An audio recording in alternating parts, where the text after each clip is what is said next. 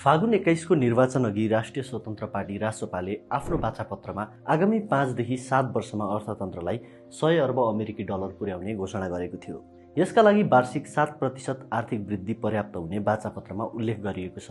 अबको बजेट रासोपाको बहुमत सहितको सरकारको पहिलो बजेट हो। यो लक्ष्य पूरा गर्नका लागि यो बजेट पहिलो र सबैभन्दा महत्त्वपूर्ण कदमको रूपमा रहनेछ।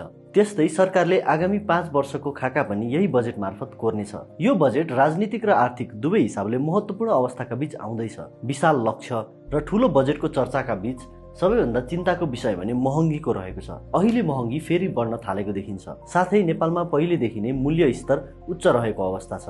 नेपालका कुल जनसङ्ख्या मध्ये 20.27% नागरिकहरू अझै पनि गरिबीको रेखामुनि छन्। अबको बजेट गरिबीका रेखामुनि रहेका जनताहरूलाई उकास्ने बजेट हुनुपर्छ। सरकारले नीति तथा कार्यक्रममै उल्लेख गरेको कर संरचना पुनरावलोकनलाई बजेटमा पनि प्राथमिकताका साथ राख्नुपर्छ। उद्यमी र मध्यम वर्गमाथिको कर बोझ र असमान प्रणाली सुधार आवश्यक छ। हाल व्यक्तिका लागि 5 लाख र दम्पतिका लागि 6 लाख रुपैयाँको आयकर छुट सीमा न्यून छ, जसले निम्न र मध्यम वर्गलाई असर पारेको छ। छिमेकी राष्ट्र भारतमा 12 लाख रुपैयाँसम्म कर नलाग्ने व्यवस्था गरिएको छ। यस्तो सीमाले उपभोग र बचत दुवैलाई असर गर्छ, त्यसैले सीमा बढाउन आवश्यक छ। नेपालको आयकर ऐन 2001 मा बनेको थियो र समय समयमा संशोधन भए पनि हाल व्यक्तिगत आयकर 39% सम्म पुगेको छ, जुन दक्षिण एसियाकै उच्च दरहरू मध्येमा पर्छ। कम्पनी कर अधिकतम 30% सम्म छ। अर्को ठूलो चुनौती भनेको बजेट कार्यान्वयन, विशेष गरी पुँजीगत खर्चको हो। जेठ 13 गतेसम्मको सरकारी तथ्याङ्क अनुसार कुल विनियोजित पुँजीगत बजेट मध्ये केवल 29.72% मात्रै खर्च भएको छ। वर्षमा 26,000 नेपालीको ज्यान लिने वायु प्रदूषणका कारण औसतमा 3.4 वर्ष आयु कम भइरहेको छ। ठूला सहरहरूमा वायु प्रदूषणको समस्या बढ्दै गएर स्वास्थ्य सङ्कटको स्थिति सिर्जना भएको छ। सार्वजनिक यातायातका समस्या, सिन्डिकेटको अन्त्य र भरपर्दो सेवा विकासका लागि बजेटमा स्पष्ट प्राथमिकता दिनुपर्छ।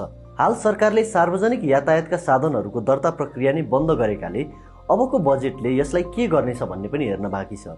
सरकारले 10 वर्ष अघि सुरु गरेको स्वास्थ्य बीमाको दायित्व 25 अर्ब नाग्ने अनुमान छ र भुक्तानीको अभावले केही अस्पतालहरूले सेवा पनि बन्द गरेका छन्। सार्वजनिक ऋण लगभग 30 खर्ब रुपैयाँ पुगेको छ, जुन जीडीपीको 48% हो। कमजोर राजस्वका कारण सरकार ऋणमा निर्भर हुँदै गएको छ र ऋणको ठूलो हिस्सा पुराना दायित्व तिर्नमै खर्च हुन्छ। त्यस्तै बैंक तथा वित्तीय संस्थाहरूमा अहिले करिब 12 खर्ब रुपैयाँ लगानी योग्य पुँजी थुप्रिएर बसेको छ। बजारमा कर्जाको माग नभएकाले यति ठूलो परिणामको रकम थुप्रिएर बसेको हो। गत भदौमा भएको हिंसात्मक घटनाका कारण निजी क्षेत्रले 27 अर्ब रुपैयाँ भन्दा बढीको क्षति बेहोर्नु परेको थियो। यस घटनाले निजी क्षेत्रको आत्मविश्वास, निजी सम्पत्तिको अधिकार तथा सुरक्षामाथि गम्भीर प्रश्न खडा गरेको छ।